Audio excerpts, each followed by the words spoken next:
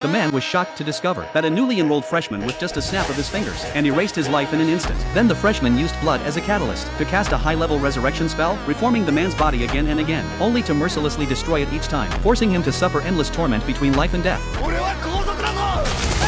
This scene left everyone present utterly stunned. The power this freshman displayed rivaled that of the legendary Demon King. Yet no one knew that Jack was actually the Demon King reincarnated. He had only descended into this world a month ago. As the Demon King reborn, he needed only 6 or 7 weeks to grow from an infant into a tall, fully grown young man. Today happened to be the entrance ceremony of the Demon King Academy. Jack walked into the campus with a girl he had just met. However, their path was suddenly blocked by a white-haired man. He believed that the weak had no right to enter this academy, but Jack didn't take him seriously at all. Seeing this, John immediately summoned the Dark Soul, a fierce flame even the gods would avoid. Yet Jack merely lifted his chin slightly, and a gust of air roared out. The blazing flames were extinguished instantly, followed by an invisible wave of sonic battle aura that bound John tightly. Soon, the bell for the freshman combat assessment rang. Jack's trial officially began. According to the rules, Jack had to defeat 5 opponents to be admitted, and fate made him face John once again. This time, John wore armor specifically designed to resist magic. He gripped the magic sword passed down through his family. The sword could instantly amplify its wielder's magic 6 or 7 times, and it was his final trump card. But he never expected that Jack would declare he wouldn't use any magic at all, and could defeat him without even blinking. John dismissed it as arrogant nonsense, but the next second, Jack blew the magic sword away with nothing but his breath.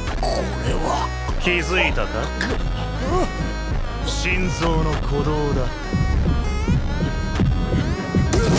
Only then did John realize the vast gap between their strengths. Just as Jack turned to leave, John unwillingly called out to stop him, stubbornly insisting that Jack had won using coercive magic. Those words actually piqued Jack's interest. He proposed using only basic magic. If he couldn't make John admit defeat, he would give up his admission. John, unaware of the danger, agreed. It wasn't until Jack released his magic that he understood what kind of being he was facing.